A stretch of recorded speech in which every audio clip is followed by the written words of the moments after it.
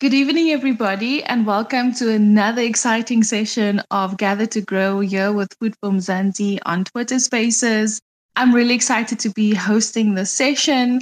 Today is really special because it's an all-woman speaker lineup, and you know how much I love that. It's very close and dear to my heart. We're speaking to new agribusiness owners, new agripreneurs, new people within the sector that has just started or they started last year. And we're just going to find out from them what their businesses are about, what has been some of their challenges. And that's basically the sessions. Now, I usually start with a round of introductions. I'm going to start with Palesa because I think you guys all know Gugu. So Palesa, maybe you can tell us more about you. You are the founder of AgriCool, which connects farmers to markets, and you're based in KZN. So please tell us more about you. And my question is actually, I'm going to start with my first question because I think in 2009, author Simon Sinek gave a TED talk called How Great Leaders Inspire Action. And the talk was calling on business leaders to start with why and kind of figuring out from day one why they do what they do. The author says or describes at least that organizations, guided by this concept will succeed more often than those who don't. So I'm going to ask you as you introduce yourself to also tell us about, answer this question, why you do what you do. So Palesa, I'm going to kick off with you. Thank you so much for being here. Hi, Dawn. Hi, everyone. Thank you so much for having me. I'm a co-founder of AgriCool. So we just help farmers access markets. But in that, we're also helping buyers find farmers, localize their value chains, and also setting them up with transport. So in terms of why, how did I get here? I've always wanted to solve a problem, but specifically a problem in agriculture. And I found that the people who are doing that, well, the people I could find was agri-tech startups. So before I even joined AgriCool, I was working on other projects related to reducing water use when you're irrigating, also working on production plans for rural youth. And, when I met up with Samo, I had already knew so much about AgriCool, and I was so impressed that they were solving the main issues faced by farmers, especially small scale and emerging farmers, access to finance and access to market. So I'm here because I love agriculture, and I think everyone in your life, one of your goals should be to solve a problem. And you can pick which problem according to what you're passionate about or what you see around you. And that's what led me to where I am today. Absolutely amazing. And I'm so happy that you're here. I was actually teasing to say that because last week we had a great session on agri-tech, and it would have been great to have you join us for that one. But I'm even happier that you're here. So hopefully we get to speak to you again on agri-tech. And maybe you can even just share more about that as the session goes along. But thank you so much for being here. And I totally agree. You have to have a purpose. And often that is just finding it and sticking to it. And it does come with service as well. So Gugulethu Mahlangu is one of the farmers that I met a few years ago. And guys, I'm a super fan. She's one of my favorites. Gugu, you are really a dynamic player in the space and you've done so much. I don't want to introduce you and then I'm saying the wrong things. So maybe just you tell us who you are, what you do, and why you do what you do every day. Good evening to everyone on the space as well. So my name is Gugulethu Mahlangu and I am a farmer. And I am so honored to actually be in this space where we're talking about like agripreneurs and growth, because I started off in agriculture doing your cash crops like your vegetables. And, my story started way before that because I was actually volunteering. So farming for me wasn't something that was passed on because some people are born into the farms. It is something that's actually cultivated. The growth has been amazing. And now I'm actually starting out my new project, passion project, because I finally found my niche. So I'm doing aquaponics. I'm super excited about that. And to answer your question, Dawn, on, why we do what we do, I really feel that this is something that you always kind of need to reflect on because farming isn't easy. It's not a get rich quick scheme. It's something that really requires your patience, your time, your understanding. And the long and short of it is that you have to love what you do. It has to really come from you wanting to make the world a better place, provide food for your community, be sustainable, not be heavily reliant on someone else, be independent, reap the work of your hands. So for me, that's the plain and short answer. It's really the love that I have for agriculture. This question is actually reminding me of the stigmatization I faced from friends when people were seeing me in the agricultural spaces. They were like, what are you doing? Agriculture is not lucrative. Isn't it like a dirty job? You're young, get a 9 to 5, start your career. But one thing people fail to understand is that no food, no nation. And coming into agriculture, I've realized that it is such a viable and promising profession with so many business opportunities through which one can be self-reliant and successful, especially for developing nations, especially for us Africans. So that's really why I do what I do. I love it. And I think there are so many, people who face a similar dilemma where people are like, what? You really want to get into agriculture?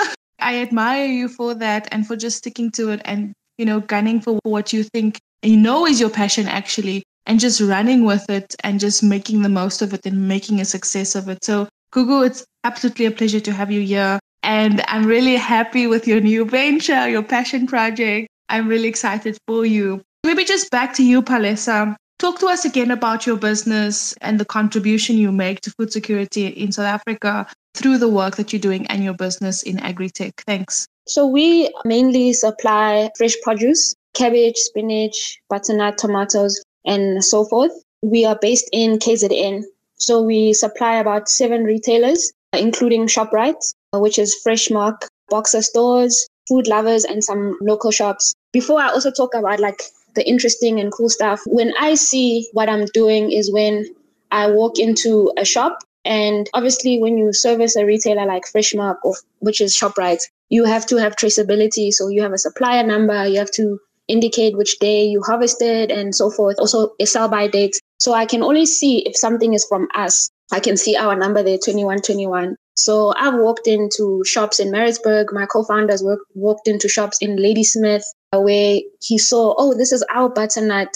Oh, this is our cabbage. So that's great. Just seeing that the food we are sourcing, we find it all over KZN. But further, more than that, what I'm excited about related to food security is people don't know how far their food has traveled. And that's a big problem in terms of food waste and food loss. Also, just in terms of how much nutrition is lost in that journey. And then also the carbon footprint and how much water is used and lost through those long distances. So some of these big retailers, because maybe they can't source a certain crop, for instance, right now in the Midlands, in a big part of KZN, there's a huge scarcity of spinach and cabbage. So these big retailers, obviously, consumers don't even think about, they take for granted that there's always cabbage on the shelf, there's always spinach on the shelf. They don't know that there's a shortage. So these retailers are sourcing from as far as Western Cape for a low value crop like spinach, which is just also ridiculous. So what they've asked us to do is to help them localize. And something cool that we're working on is mapping. So the reason there's a shortage right now is because last year too many farmers planted and there was an oversupply, but also because of local climate. So our job is to find and map different parts of KZN where during times of scarcity, that area can produce, because there are localized climates, pockets of localized climate where farmers can produce when many other farmers can't. And once we've mapped that, then we can provide financial support and contract those farmers to grow those crops so that in these times of scarcity, these big retailers aren't sourcing these crops from across the country. So I think that's another way we also are contributing to food security, just solving these supply demand problems using data and, farmer support. So I'm really enjoying it. Absolutely amazing. And hats off to you, Palesa. AgriCool is doing amazing work. I think we can definitely make this another topic. You're doing stunning work. Google, just your business and what you do day to day. I also want to speak a little bit on brand building because that's also a very important aspect. And I think you've built it beautifully around what you do as a farmer in Mzansi. Just to answer the question as well about food insecurity or food security rather. Now I'm doing aquaponics, right? And this is a question that I think is so beautiful, would help people really understand food security, and aquaponics and what aquaponics is about much better. Because at first glance, when we speak about like the aquaponics system, it seems like such a perfect solution, right? It can help feed the communities where agriculture is insufficient to like feed the population, because we're becoming less reliant on imports. And what Palesa was mentioning as well, that people don't know how far their food comes from. With aquaponics, it's a model that can be placed anywhere in the world. And that's why we're seeing more and more of cities using their rooftops to create these systems so that your food literally is farm to fork. You go downstairs and you supply the malls, for instance. And I feel like with brand building, that's exactly what we need to start doing as farmers, educating and teaching people of what it is that we do, where their food comes from, how their food is produced, and supporting local. I know with the Woolworths marketing model, it's all about the story now. So they want to know the produce that they are buying, the farm that they've bought it from. They'll have a story of the farm at the back of what produce you are buying from Woolworths. So slowly but surely, we're becoming like more conscious when it comes to our food, which I think is fantastic. And I think more farmers need to now be about that so that it can also be attractive to young kids and matriculants, because the stereotype is still there that agriculture is poor man's job, or you had no options, therefore you chose agriculture. No one really truly understands the significance of food security. Thanks, Gugu, and thanks so much for just reiterating the points from Palesa, but also just bringing home the fact that we need to understand where our food comes from. And that's the basis and actually how Food for Mzansi started. And it's such a pleasure to see more and more people talking about it and it being echoed everywhere. You're talking about a shop like Woolworths, for example. Even if you go to Checkers, the local Checkers where I shop, I see this beautiful picture of this senior woman, Gogo, with her pots. It looks like a makeshift structure. There's yoga tubs with plants inside. And I'm literally getting goosebumps thinking about it because that's how most people start. You start in your backyard, you start small, and then you push and you go from there. Not everyone starts like that, but many do. My heart warmed when I saw it and I was like, yes, this is where we should be at. I love it so much. Let's talk about farming is very risky.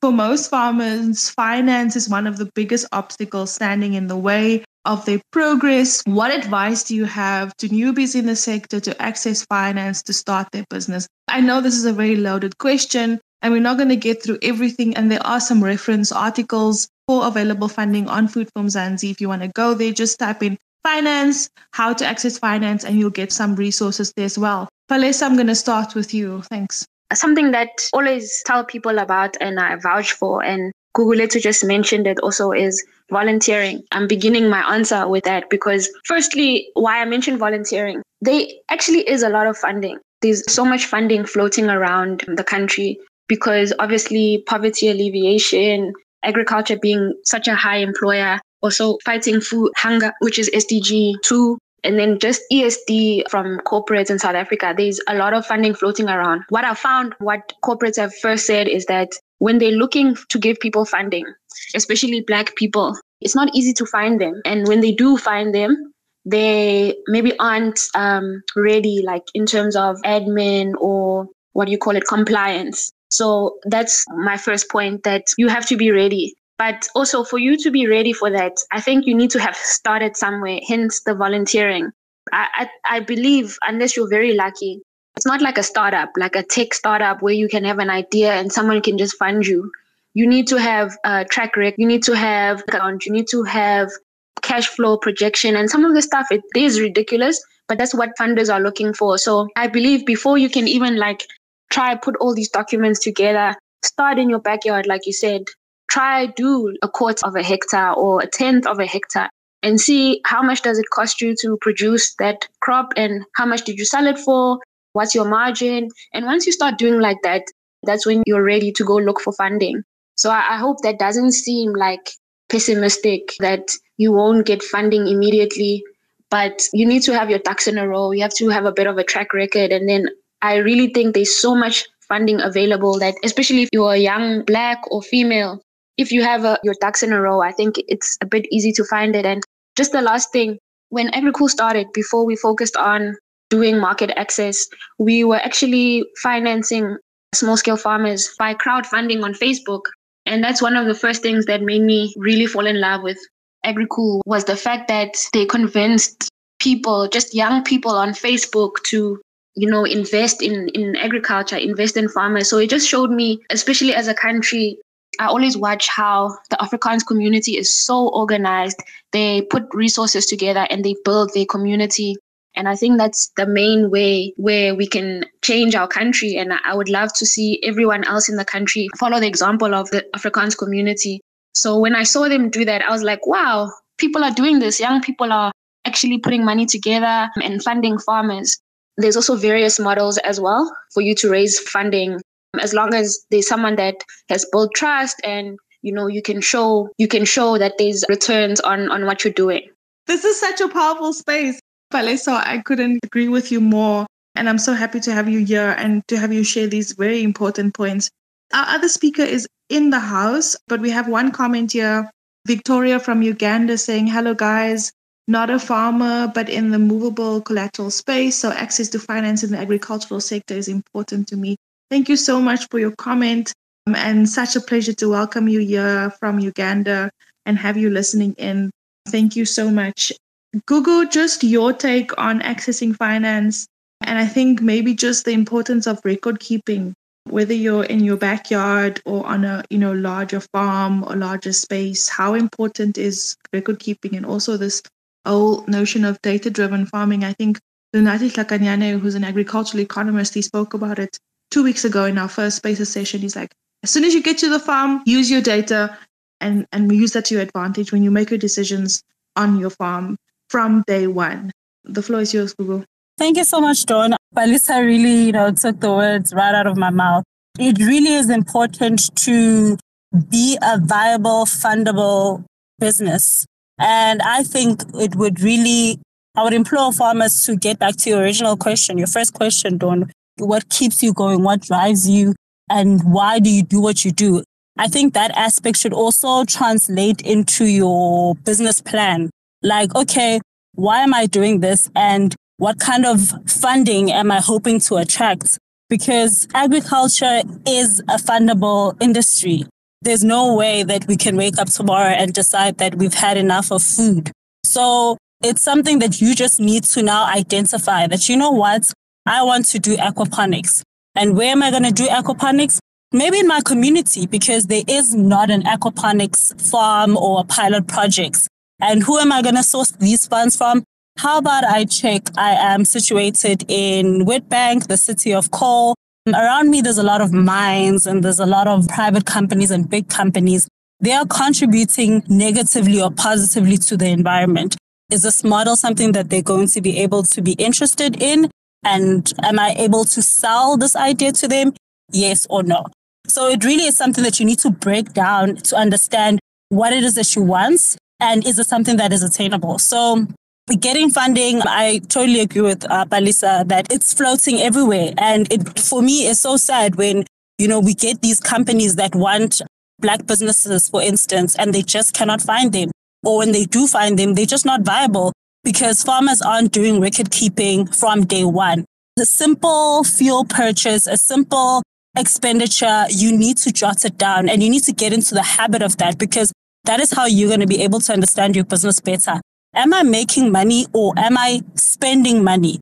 And I will never forget, one of my mentors showed me how important it is to understand your business to the core. He asked me, how much does it take you to produce one lettuce head? And I couldn't answer that, because do I know how much electricity I spend on a lettuce head? How much water gets in there? How much am I going to sell it for? How much did it take for me just to produce one?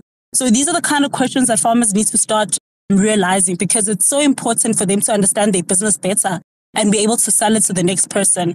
Money is everywhere for agriculture. That's all I can say. Thanks, Gugu. And I agree. It is there. It's just about finding your avenue and finding what works for you and where you can go to, and then making that happen.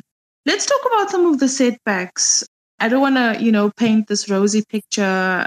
You guys sound very professional, very successful, that you've made it, but I'm sure there are days where you just want to get into bed and cry.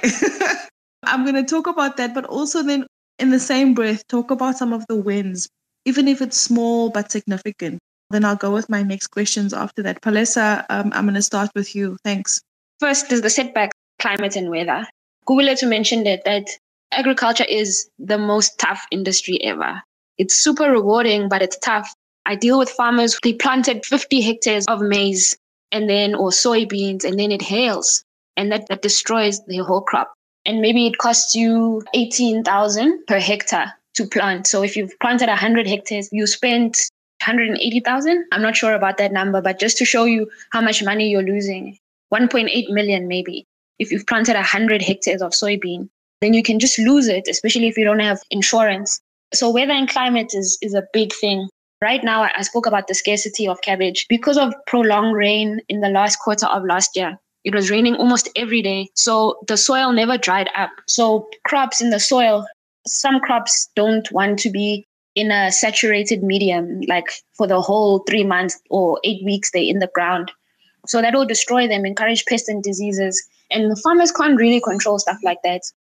So I think firstly, a big setback that happens often in agriculture is climate and weather just turning everything upside down.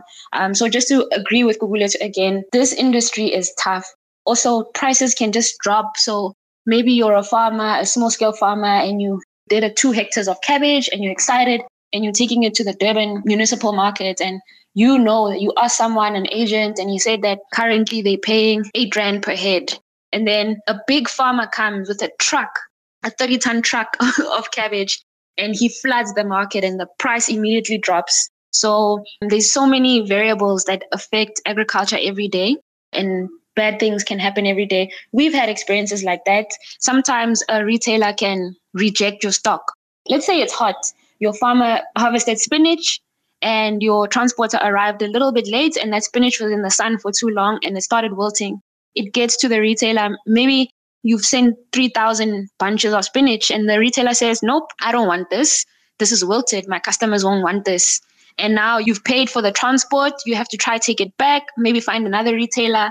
So this is just a tough industry. And there's many, many days where I've come from work and I'm full of mud and have to go buy bread. And people are like, why is this girl dirty like this?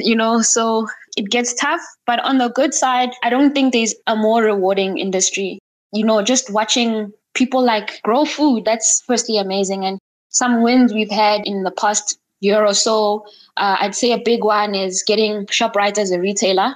The fresh produce department of ShopRite, which is called Freshmark, they spend 8 billion rand per annum buying fresh produce.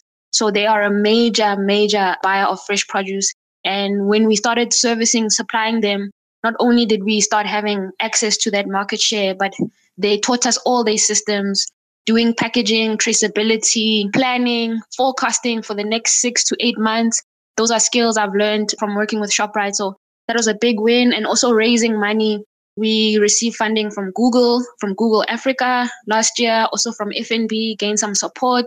My company is growing and we feel very, very supported by both public and private sector and, general public. So they've also been some wins. Well done, Palesa. Such a pleasure to have you here and to have you talk about the setbacks, but also just the things that work for you will continue to work. So thank you so much. Oganiki, you take the microphone. I hope I'm saying your name right. Please correct me if I'm wrong. You're welcome to ask a question, contribute to the conversation. Thanks. My name's Organique. It's actually Anique, but everyone calls me Organique because I work with organic farmers. Okay. Hi, Organique. Thank you so much for being here. It's a special name given to me by farmers, so thank you. I'm not a farmer, and thank you for having me, and thank you for hosting this. It's my second week. I found you guys by accident, which is amazing. I have a couple of questions, but maybe these are questions that would require like really deep conversations. And just to the speakers today, I just want to ask about land access, because I know the farmers I work with struggle with that, and sort of what are their stories with land access? Because it's a problem here in Cape Town. That's my primary question really, is land access. Thank you so much for your question, and it's such an important one. Gugu, Palesa, either of you, if you can just unmute your mic. And then I just want to quickly read some of the comments that we're getting from our other listeners. Novine Farm saying, thanks for this wonderful space. I'm kind of envious. of my brothers and sisters in Mzansi to whom funding is fairly accessible for agribiz. In Uganda, it is a lot harder to get that funding, but it calls for greater innovativeness. We'll keep pushing no matter the challenges. Thank you so much for your comment. And then we have another one here from Tanzania and just joined. I like your cow breed and would like to import them to Tanzania as I'm looking forward to invest in livestock keeping. It's so amazing to have all of these people from all over joining us. So thank you so much. And I appreciate it. Gugu, Palesa, would you like to take that question around accessing land and how farmers can do that? I can answer that. So I actually just recently read an article, I think it was on the South African, saying that the government has been buying farmland for black farmers, but it has been unsuccessful. And that reason being that their approach to it with the plus strategy was ineffective, basically, because there was limited implementation, corruption, and they found that, the performance also on the farmers that are getting this land under the acquisition of Plus, I think half of them were reported to not have any substantial production. So that makes the whole program ineffective. So based on that article alone, what I've found out, or rather realized, is that clearly there is land to give. So it's not a matter of that there is no land. There is land, but in terms of how you access that, I think the government is becoming more aware of the challenges, and now they are encouraging co-ops from farmers just to mitigate the risks. Because if you're going to go to land reform today and would want land that the government is leasing out, they're going to be a bit strict on you. They're going to want to see what you've done so far. And that is why, I think Palisa was mentioning with starting with as little as you have, even if it's your backyard. But just to show that incentive, instead of them, as they've previously done, just giving farmers or emerging farmers or people that want to be farmers land just like that. So I think in terms of land access, land is available. And even if it's not available right now because you're starting small, I think you need to start building yourself in terms of proving that you actually deserve the land that's accessible. And the challenges that we have in terms of infrastructure, I think is definitely an issue. I think there's a lot of land, but is it irrigated land? Is the land that they're giving out actually easy for farmers to start an agricultural production? Will come about. But in terms of land access, I believe that land is definitely available. So, yeah, I don't know if it answers your question, Organics. Yes, thank you. It does. I like the idea of cooperatives, so I'm going to follow up on that. Which area are you based so that I know? Because we're in Cape Town. Cooperatives are not done really well here for some reason. I know I've seen in Joburg they're done really well. So just where are you based and what's your experience with cooperatives? I'm based in Emalahleni.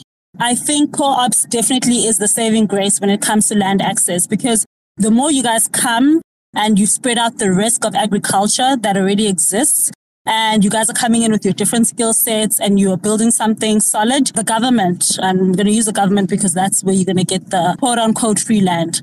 So, that's when you guys can actually be more successful in accessing the land because it is there. Government has claimed around, I think, 2.5 million hectares.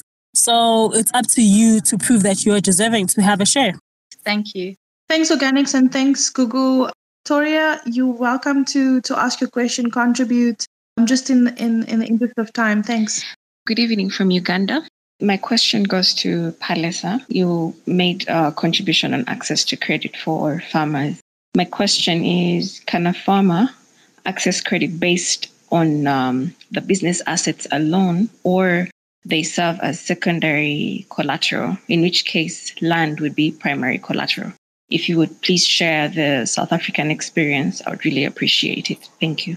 Sure, Victoria. So what I find is that it depends on the type of funding.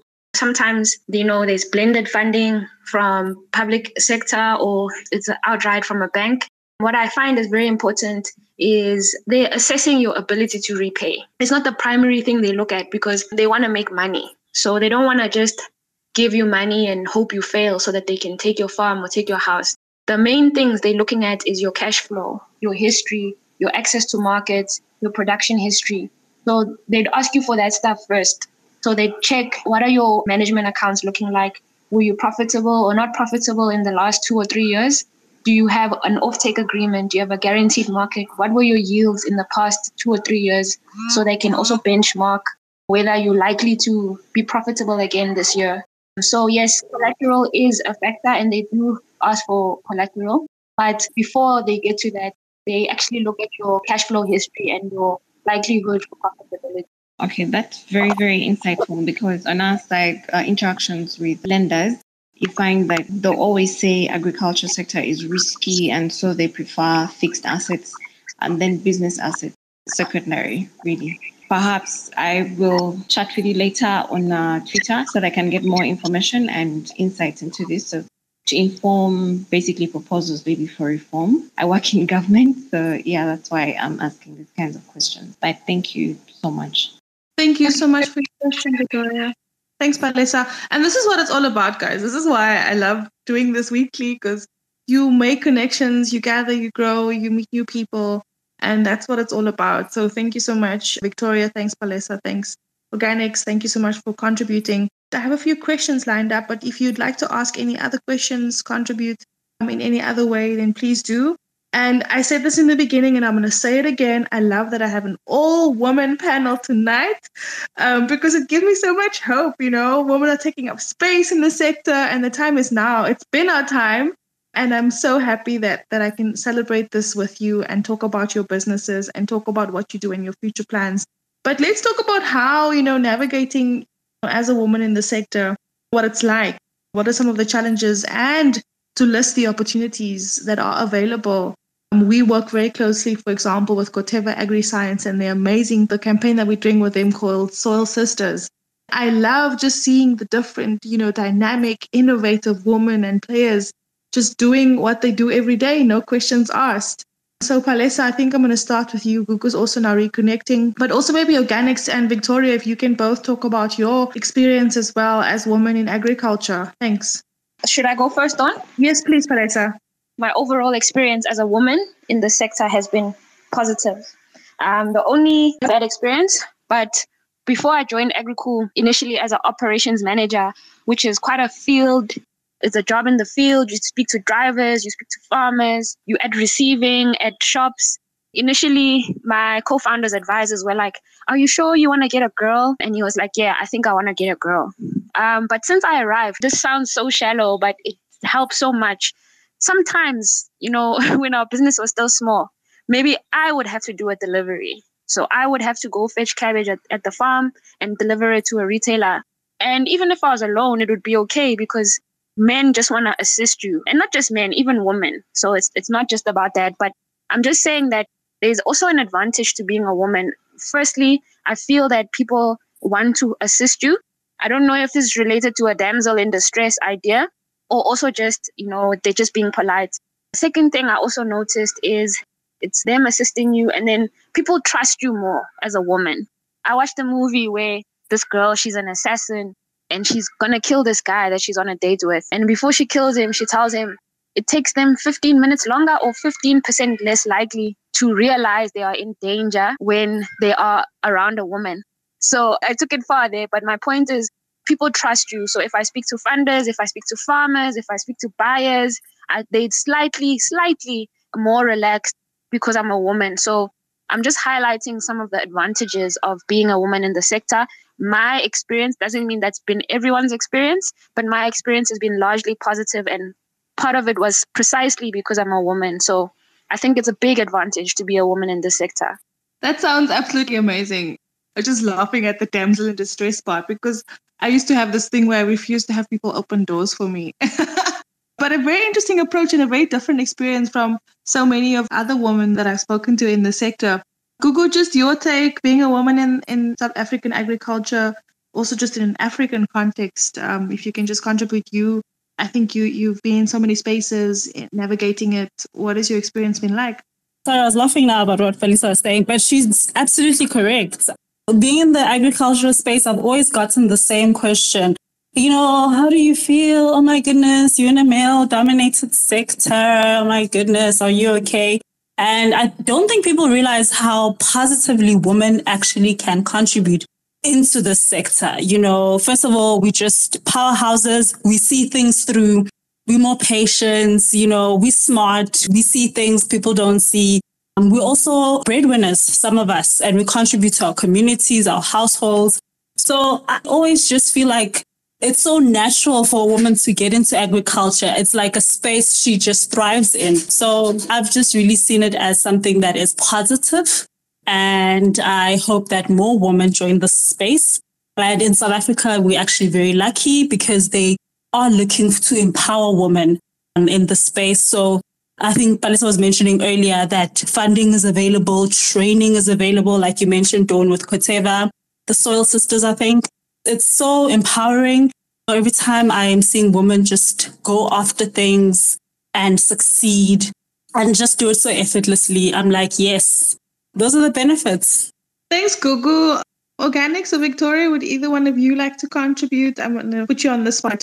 I think organics would be best placed. I'm not really active on the business side of things. Maybe sometime later, but not presently. Organics, would you like to respond? And then I'm going to ask my last and final question. Thanks. I work with a lot of ladies here in the Western Cape, organic farming. Thank you for your podcast, because it's the second week of listening. And last week was about, I'm an agri-tech person, so looking at developing software to help with farmers. And it's just nice to hear women are farming. We have a lot here, but I wish you all well, because there's lots of conversations to have. Just a quick word, but maybe this can be, because we're wrapping up, like another conversation would be about offtake agreements. If the current farmers that are presenting today, do you have offtake agreements? Because I know with the small scale farmers here, they don't really get such an opportunity, but maybe that's a conversation for another time. Thanks so much, Organics. I think I would definitely, I'll add it to my list, but maybe between Palesa and Gugulethu, Palesa, maybe you can take this one. And then I see Novine Farm also wanting to contribute. Palesa, but first you on offtake agreements. In regards to offtake, I would say only recently when we started doing contract farming, when we identified farmers in strategic positions who could grow produce during times of scarcity. Apart from that, we don't really, an off-taker will only give you an agreement if you're the only one that can supply. Apart from that, it's just about, if he hasn't given you an agreement, how good is your relationship? Because relationships are very important, especially between buyers, farmers, and any intermediaries in between. It's all about relationships. If I know that you've been there for me, you produce well, your quality is good, and sometimes you take the knock, sometimes I take the knock. So I'd say the first offtake agreement is relationships, and relationships are built on delivering. Having quality. Is it easy for me or a truck to access your farm? Are you able to produce the right quantities and the right quality? So offtake agreements, like I said, me saying this, it doesn't mean it's set in stone. I think people only give you offtake agreements if you're the only person that can really supply that product at a certain time, or, if it's just a strategic advantage. Apart from that, you can do a imaginary offtake agreement by building good relationships, by having quality supply. Thanks, Palesa. Novine Farm, you wanted to contribute, ask a question. The floor is yours. Thanks. Thank you, and good evening, everyone. Thanks for the brilliant all-women spaces. Lovely hearing from each one of you. My question is, and this is an observation I've made visiting a few friends in South Africa and a number of farmers in Kenya and where I stay and farm in Uganda. Notice a big difference in terms of the scale at which our farm and agribusiness operations are, and I think it's a big factor in terms of sustainability, but also profitability at the end of the day. So I wanted to hear from any of the beautiful ladies on the spaces, like beyond the access to finance and all that, what is it and what help, what assistance, what is it that a farmer that starts out small and is driven by passion can actually grow this business of theirs to scale? Because I strongly believe that at scale, that's where you get the most efficiencies. And I think that's where most of the African farmers don't actually get, and that's why many stop along the way and drop and continue with their hustles of either 8 to 5 jobs or no jobs at all, like we see on the continent. So if someone can help me with that, thank you. Thanks so much, Novine. Gugu, would you like to take this one? Hi, Novine Farms. I think it's a very good question. It's an interesting question for me because it's almost like asking what's the formula to becoming successful in agriculture. And what I've realized is that, passion can honestly only take you so far.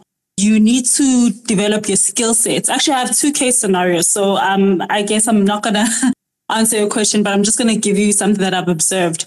The first case is seeing a farmer who maybe doesn't have any credentials in terms of studying and, going to school and finishing agriculture, but they were born into farming, or they've cultivated the love of farming and started farming and have grown through experience. That is something that is also a skill set, by the way, and it's of great value. And this farmer has been starting small, learning as he goes, and eventually, he is a millionaire at age 27. Like, I think Food from Zanzi also featured a guy from East London. I think his name is Chilidzi. He started small and now he's got over 1,000 dairy cows. So it's such success stories where you start where you are and you gradually grow.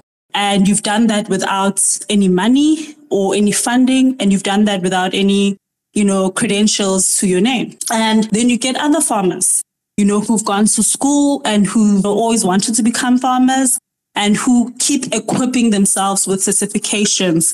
They are seeing that, I've studied agriculture. I've taken it up to my master's. When I'm in the industry, I am seeing that a lot of clients need someone to do AI on them, artificial insemination.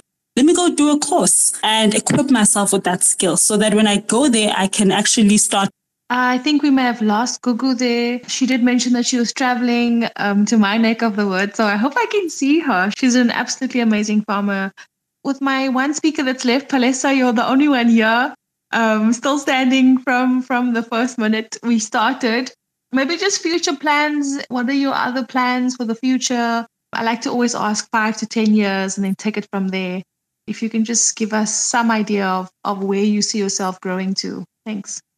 AgriCool is moving towards, firstly, next 18 months is to cement our position in KZN. So be like a supplier of choice, solve all those localization problems that retailers have farmers across KZN, KZN North, Midlands, and other regions. And then a big thing we're trying to get into this year is grains. Just been dealing with fresh produce all this time, and grains is a different ball game. Also very exciting, but also not as volatile as fresh produce. Firstly, there's insurance for grains, and grains aren't as volatile. You can store them. So AgriCool-wise, that's the plan in the next 18 months. And then thereafter, expand into the rest of South Africa and hopefully Africa in the next 4 to 5 years. So personally, with all of that, my first love is primary production. Now I'm at, is it the lower or upper end of the value chain in the business and marketing side, but I studied soil science. I have a master's degree in agricultural soil science, and my major interests are soil health and regenerative agriculture. So I'm very big on, which is, I think the gentleman from, I think he was from Kenya or Uganda, I missed his name, was asking about scale. And it's a big concern of mine where often when farmers intensify or scale their production, it leads to monoculture, production of one crop intensively, and intensive commercial practices, use of inorganic pesticides and chemicals. So obviously, as someone that's in the business side, I understand the need to produce at mass scale, but it's also harming our soil. Such a big chunk of African soils are degraded. So I would like to build R&D section of AgriCool. So to work more on that, to work more on getting more small-scale farmers into value chain, more research on agriculture, how to sequester carbon, using soil as a carbon offset, regenerating soil, and also, lastly, food as medicine of that, so that people can be more conscious about what they eat, to reduce likelihood of chronic disease, and also like overall health. Yeah, that's what I'm interested in. Sounds so exciting, and I can't wait to see you grow and just move in the sector. And I'm going to keep following you and keep inviting you back to these spaces because you're an absolutely dynamic woman. And I'm so proud to just know you and be associated with you and connect with you. So thank you so much for being here. Google, just your future plans. You have your new project on the ground. What can we expect from you in the next few years? I know you like to keep your cards very close to your chest, so without giving too many secrets away, what can we expect? Thanks. You know what? Agriculture is consistently challenging me in the best way possible. So I plan to also, I love what Balesa was actually talking about right now, R&D and regenerative agriculture. When I was still soil based, I love that concept. And I think more Africans should be investing in that because essentially, it's basically going back to how we used to farm in the most sustainable, efficient way with newer advancements in science, understanding science much better.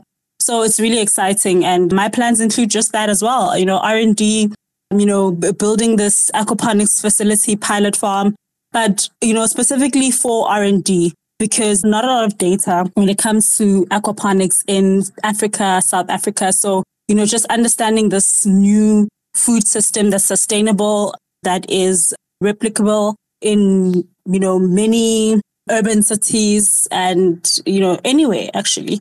So that's something that I'm just going to be doing, having so much fun with that, less pressure, own pace, own lane, but definitely an R&D facility where we can all come and learn and grow in this exciting new industry. Thank you so much, Gugu. And I will keep following you and keep watching you and keep looking at all the amazing things you come up with. So thank you so much. I think Palesa has dropped. Gugu, just your final word, your last message, just to everyone here listening and just to encourage them to keep on keeping on. Thanks. To everyone listening, I honestly always say this to myself. So I guess I'll just say it to myself. And hopefully you guys also just take this, that no journey worth going is ever easy. And sometimes, when you're starting off into agriculture, or you're passionate about agriculture, or you've been in the agriculture industry, you would know better than anyone that you really go through the most. And I think it's part of the process. Just make sure that you're always extracting lessons and you're always striving to become better and you don't make the same mistakes. I'd just like to encourage everybody to keep on shining. Some people feel like they're not where they should be in agriculture or it's a race. It really isn't. Agriculture is a long game. And for the mere fact that you've started in your garden or you've gotten a lease, planted your first cabbage or your first spinach, congratulations to you. The journey is long, but it's definitely beautiful and fulfilling, like Balisa said. Please do join us. Thank you so much once again to my speakers. Thank you, Gugu. Thank you, Palesa. Thank you, Mattis. Although we couldn't hear much or you couldn't contribute a lot, I'm definitely going to invite you back so that you can share your story with us again. Have a great evening further. Have a great evening and we'll be back next time. Same place, same space here with Food from Zanzi on Gather to Grow. Have a lovely time. Bye for now.